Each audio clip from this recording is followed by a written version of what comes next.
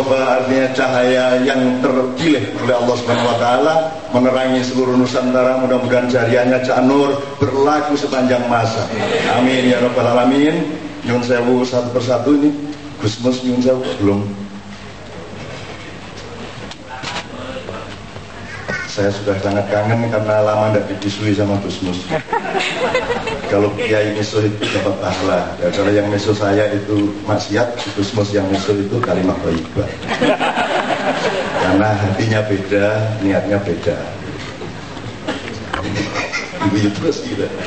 Makanya di Indonesia itu tidak peduli BBM naik, cemengesan, Oke, nanti Gus Mus akan joget. Bismillahirrahmanirrahim. Saya mohon dengan sangat satu persatu siapa yang mungkin Romo Beni dulu lah, karena yang agak 3 km tadi jaraknya ya. Oke, Romo Beni saya persilakan. Romo Beni. 1, 2, 1, 2 yang terpenting yang bisa kita hikmai, kita pelajari dari persentuhan antara panjenengan dengan Cak Nur. Ya, Cak Nur Nurholis Majid itu kan kita melihat sebagai bapak bangsa, sikapnya jelas terhadap bahwa dia menginginkan bangsa ini sebenarnya bebas dari belenggu yang namanya penjajahan dan feodalisme. Ketika kami aktif di gerakan moral nasional, Cak Nur sekali selalu mengingatkan awas bahaya fundamentalis agama dan fundamentalis massa. Dan kita menghadapi sekarang peringatan Cak Nur itu. Maka Cak Nur selalu mengoreksi kebijakan-kebijakan pemerintah agar pemerintah itu lebih menjunjung tinggi kemanusiaan dan keadilan. Maka Cak Nur itu menjadi cita rasa kita, seorang bangsa negarawan yang kita kehilangan sekarang adalah negarawan yang sejati, yang hidup untuk masyarakat dan rakyat. Maka bagi dia agama itu menjadikan semacam agama harus memberikan sebuah pewarna bagi kehidupan bangsa ini, dan agama harus memberikan inspirasi bangsa ini keluar dari ketidakadilan dan menuju kemanusiaan. Dan itulah warisan Cak Nur, yaitu membangun bangsa dan kedaulatan. Bagi Cak Nur yang penting adalah bangsa ini harus membangun suatu kesadaran, cara berpikir, cara bernalar, dan cara relasinya untuk rakyat dan untuk bangsanya. Maka bagi Cak Nur, nilai-nilai ketuhanan itu menjadi otentik ketika dia menyintai kemanusiaan dan keadilan. Dan itulah yang dia katakan bahwa Indonesia itu adalah semacam sebuah bunga-bunga yang indah sekali. Dan bunga-bunga itulah yang selama ini oleh Cak Nur dipelihara dengan komitmen kepancasilaannya dan Bhinneka Tunggal Ika. Maka warisan yang besar adalah bagi saya sikap yang pluralis autentik itu, ketika dia menyintai kemanusiaan dan keadilan menjadi cara berpikir, bertindak, dan bernalar. Terlebih dia hidupnya, komitmennya untuk bangsa.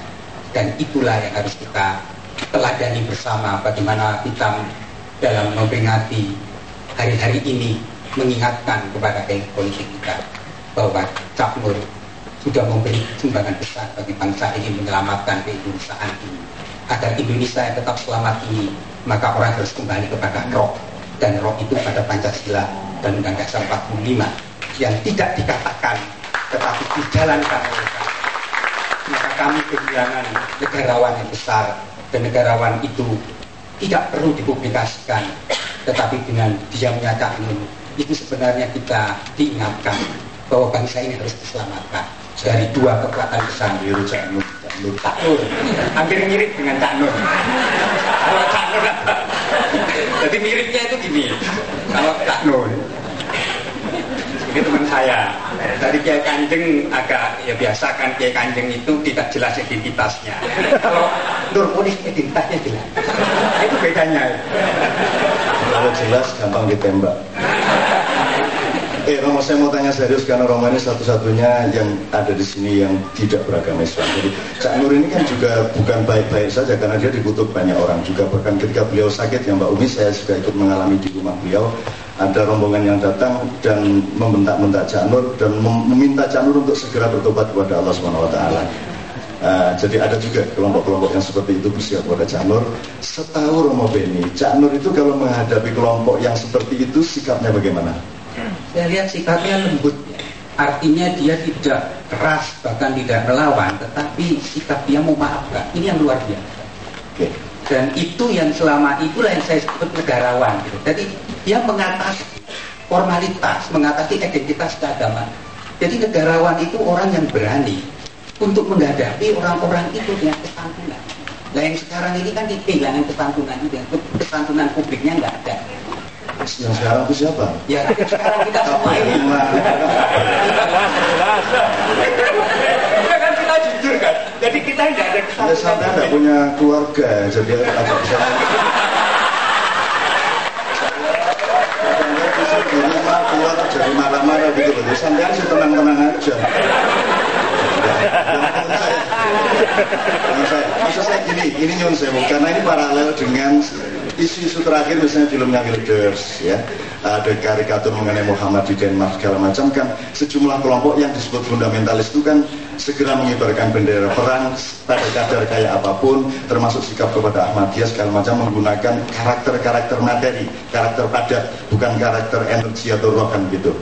Nah, saya itu tanya, Romo Beni kan mengalami sendiri, kita ngadepin jamaah Islam, jamaah Katolik di mana-mana, dan saya tanya, itu kira-kira kalau Nabi Muhammad itu ngelihat filmnya Wilders itu kira-kira bersenyum apa tersenyum, kan gitu kan?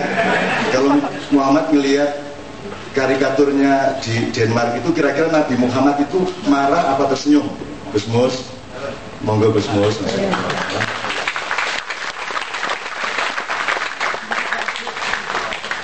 PKB piye Gus?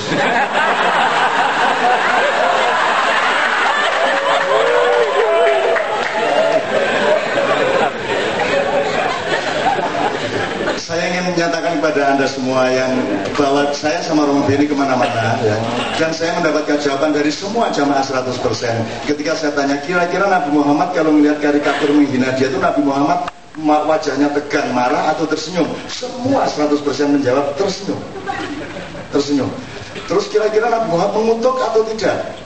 Mereka semua hafal Gusmus. Kalimatnya Rasulullah waktu di Taif itu Allahumma apa kayak Allahumma tikomi ya, Allahumma tikomi fa innahum la ya'lamun. Ya Allah.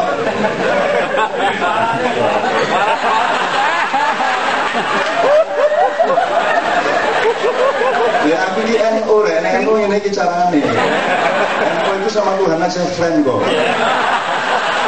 Makanya Gus Dur itu kan sama Tuhan kan relax sekali. Enggak, ini serius, kembali ke Rasulullah. Waktu itu Jibril sudah menawari ketika Rasulullah itu dilemparin batu saat berdarah. Jibril bilang, Mat, kalau kamu mau angkat itu. Manggilnya Mat, masa di apa-apa yang enggak ya. Ya begitu ya, dan kok ya kemat. Oh Allah aja kita manggil ngukuh ya Allah kan gitu kan. Kalau si Sultan baru ngasut dalam itu kan Allah enggak, dia sangat demokratis. Ya Allah enggak apa-apa. Coba manggil bapaknya Gusmus. Dia kabarnya di sini. Allah yang sangat kebaikan. Nanti dia pegang mic biar dia balas saya. Nah, terus Jibril mau ngambil gunung itu mau ditimpakan ke Taif dan Muhammad mengatakan, oh enggak usah, Allahumma tikomi, ya Allah, berilah hidayah kepada orang-orang yang menghina saya dan melempari saya ini karena mereka tidak mengerti apa yang dia perbuat. Maka ketika ada film Wilders, ada penghinaan segala macam itu, saya tegaskan kepada semua jamaah yang ketemu sama saya, siapa di antara Anda yang berani bersikap tidak seperti Muhammad?